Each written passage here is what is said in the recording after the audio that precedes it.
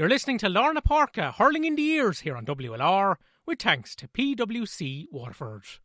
Well, delighted to be joined on the line now by the man who guided the Waterford Miners to All-Ireland glory in 2013. That's Mount Sion man, Sean Power.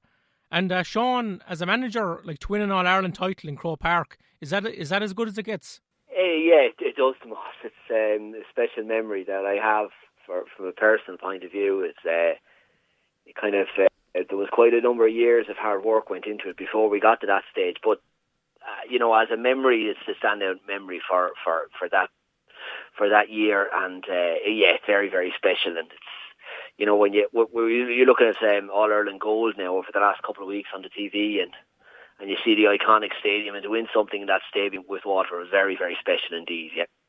And I was talking to the captain, Kevin Daly, earlier in the show, Sean. He spoke about visiting the children's hospitals in Dublin the day after the game and kind of realising at that stage how lucky he was. When you think back on that final and the days that followed, what kind of memories spring to mind for yourself? Yeah, it was. Yeah, strangely enough, what happened was with because there was a draw in the senior game. The senior team usually go to the children's hospitals with the cup. Now they were all going back home to train, so we kind of decided that we thought it was our responsibility to call to Crumlin and to Temple Street with the cups, and our medical team. We had a fantastic medical team with that minor team, Tomas, that kind of really wanted to do this as well. But as Tony Madigan said, he was one of our first aiders with the minor team. That the only bit of respite that some of those parents got and those kids got was us coming in with that cup. It really kind of it kind of puts everything in perspective for you when you hear something like that. So that was a very, very worthwhile thing I thought that we did. Kieran O'Gorman's son had his own troubles in growing up with some medical issues as well, and we went to Temple Street as well, where they spent a lot of time growing up. So that was a very kind of worthwhile thing that we were all happy to do, albeit you can imagine, and I think you were at it, that the banquet after the All-Ireland went on into the wee hours, and we were up very early to do that, but it was worthwhile. And then it was, from there on, it was celebration, and it was great to get back to Waterford, and the scenes on the Mall when we got back in the open top bus, and the memories will live on with me forever. Addressing the crowd at Waterford Crystal there, looking over towards the Bishop's Palace, was something that sticks with me forever. Great fond memories of that. And then we as we moved on to Dungarvan, then later that night, it got dark, and Dungarvan was like a rock concert. It was that exciting when we got to Dungarvan. So Waterford City, the reception we got was brilliant, and Dungarvan was brilliant, both very different. So now after that, then because the county board were eager to get this club minor championship back up and running, our celebrations kind of finished on the Tuesday because everyone was playing club hurling on the Wednesday. So what we did is we gave everyone a break from celebrating, and I say that in inverted commas, and we all got together the Wednesday night as well and had another hoolie. So it was a good few days afterwards, real enjoyable. And when you put a bit of hard work in like that, it's and you get your rewards, it's nice to celebrate it. Yeah, it all paid off in the end, Sean. And like you took over that group of players at under 14 at Tony Forster level.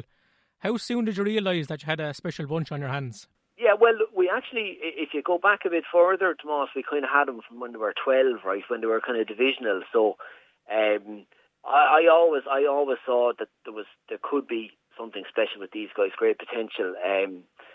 We were narrowly beaten in the Tony Forster final in 2009. We were well beaten, I would say, in the under-16 All-Ireland final in 2011. But we were making progress and learning, and we were kind of competing with the Corks and the Tips and the Kilkennys and the Limericks all the way through. So we were making steady progress, and guys were getting more used to the kind of training that you'd need to be an elite hurler at that level. And the plan was always to lead towards the minor championship, the minor campaign in 2013 for them. So albeit a stepping stone to bigger things after that.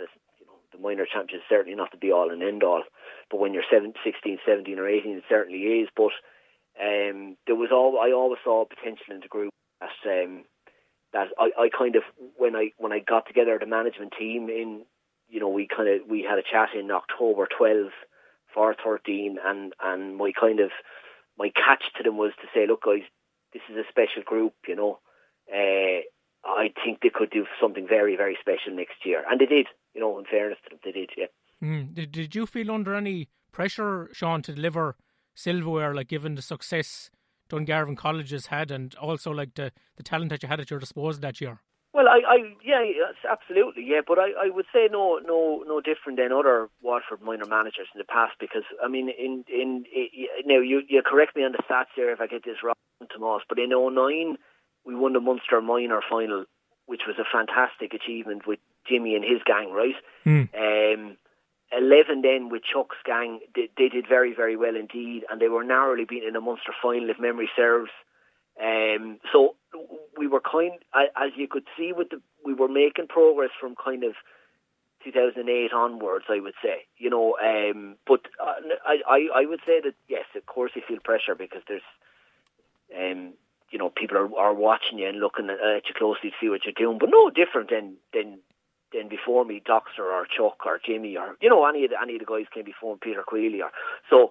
I think that kind of comes with the territory, and if you take on these jobs, you take on that bit of pressure as well. Did you feel that the team really started to gel, Sean, in the Munster semi-final against Cork down in Páirce Rin? Like, you were 9 points down during the first half, and you really stormed back to win that game in extra time, and it kind of gave you a golden ticket, not just to a Munster final, but to the All-Ireland series as well. Absolutely, yeah. It was good. Yeah, it was kind of, we were bitterly disappointed with how the game finished against Tipperary in the Munster semi-final.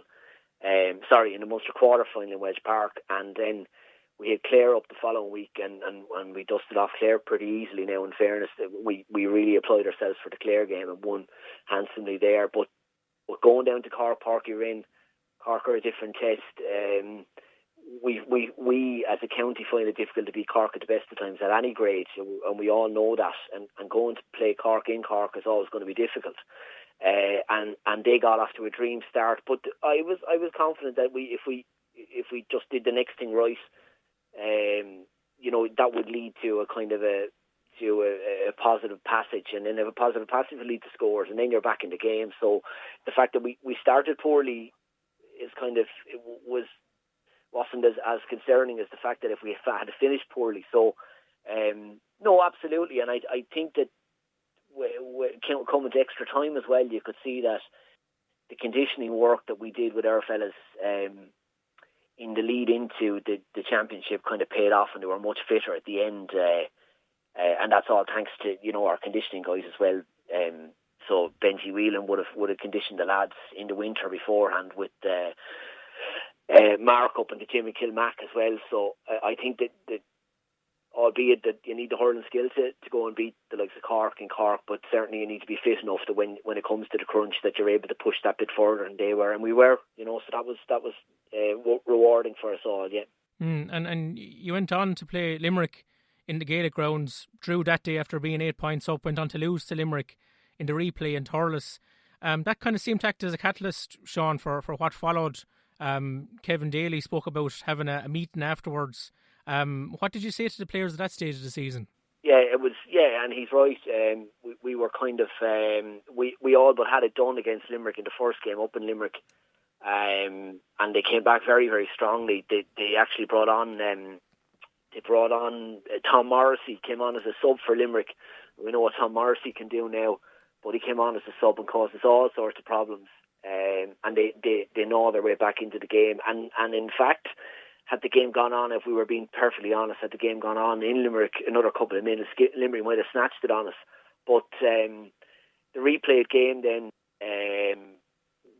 Limerick had a much better game than they did the first day. They were, I think our game against them the first day stood to them more than it stood to us, and we never really got out of the starting blocks, and we kind of had there was an unusual situation at the start of the game to us where the Munster Council and Thurles didn't anticipate there was going to be such a crowd, so they only opened one stand, and then people were walking across the field during the warm-up in a huddle to the other stand and patting players on the back and all that sort of thing. So that wasn't an ideal start. and we were chasing the game then from pretty much midway through the first half. But we did have a frank and honest chat after the game, and the basic message between us all was, look, there was very, very good minor Waterford teams gone before us, very good Waterford hurling teams gone before us, and the idea was there was a decision and a pledge made to each other that you can either be another good Waterford hurler who was narrowly beaten and Asher got helping, or you can do something about it and not feel sorry for yourself. And so as soon as we got over the disappointment of that, it was all focused on Antrim and disposing of Antrim and getting on then further. So it was very frank, but it was a pledge that I saw the players make and stick to. And I've seen players in different teams make pledges and they don't stick to them. But this group, when they decided that they were going to be something more than just a good Waterford hurler who had hard luck, they made good on their pledge to each other. And that one of the most satisfying things is that they could do that. And every team suffers a defeat, but it's what you do and how you come back from it that really kind of judges your character as a team. And that showed how good that and what sort of character that group of Waterford players were all about. Yeah, absolutely. Yeah, they certainly delivered on that pledge, Sean. And like fast forward to the All-Ireland final, like you made a great start, but Galway really came back into it kind of in the third quarter, made it 15-all with 10 minutes to go. Were you always confident that the team would come good and pull through in the end? I was now, and even saying that I always thought there was another level in it, and they were trying these, not to be too kind of critical of young Galway hurlers, but they were trying these kind of these shorter puckets that they kind of took a second longer than you would have, as a manager, Matty Murphy would have liked him to take. So, in fairness, Patrick, we kind of mentioned it to Patrick, and Patrick was anticipating it, and Patrick went in and nicked the ball off the full back. I think he was the full back or corner back, and got a goal off it. And we never looked back then, and then we roared on. But again, it was when you're talking about All Ireland final days, for the minor team, the stadium can be quite eerie and quite pretty empty at the beginning of it. But on All Ireland final day, certainly at half time in the minor game or midway through the second half of the minor game, the place is nearly full. So you're talking about, there could be 60,000, 70,000 people at the game towards the end of it, right? And there might have been, I'd say there might have been 10,000 at the start, right? So I felt that the bit of interest with the neutrals came in for the senior game kind of helped us along. Again, that fitness level that we had and all the conditioning they did, and that bank was in that bank of fitness that each of the guys had kind of was going to tell. And I was confident that the last 10 minutes we could push again now and make something of this, and we did it ultimately. Then it was 8 points in the difference at the end, I think, something like that. But it was I was confident that we could still push on, although Galway were a decent team, and we came up against a lot of the same guys in 16 as well in the 21 All Ireland. But they were a good team, and but our guys on the day were ready for it and took their chance when they came to them. So it was great. Well, Sean, it's great to get your memories of the 2013 All-Ireland minor final, especially in these very strange times that we have at the moment. Thanks a million for taking our call today. No problem at all, Tomas. Mind yourself, and I hope everyone's keeping well. Thank you. It's 24 points to 16. It's 121 to 16 points, and we're just waiting for the final whistle. Yeah, time is up. This will probably be the last puck of the game, and we're witnessing history here in Croke Park. 65 years. 65 years and 48. It's a long time ago. Sean T. O'Kelly was the president, and Johnny Costello was the Taoiseach. He took over from Eamon De Valera. Noel Brown was the Minister for Health, and it's all over! It's all over! And Waterford are Ireland champions for the third time. The first time since 1948.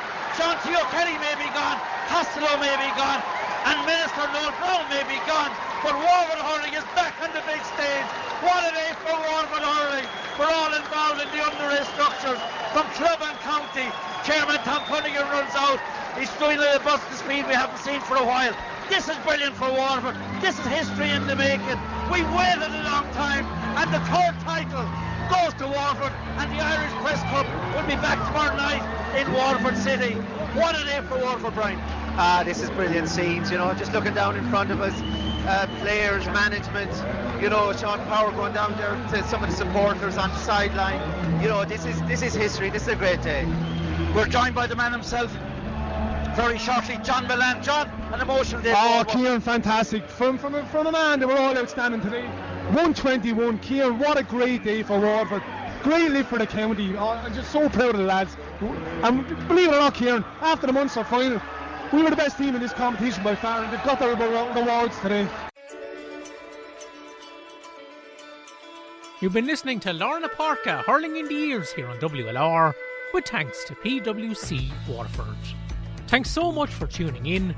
Take care, stay safe, and until next time, slán go fóill.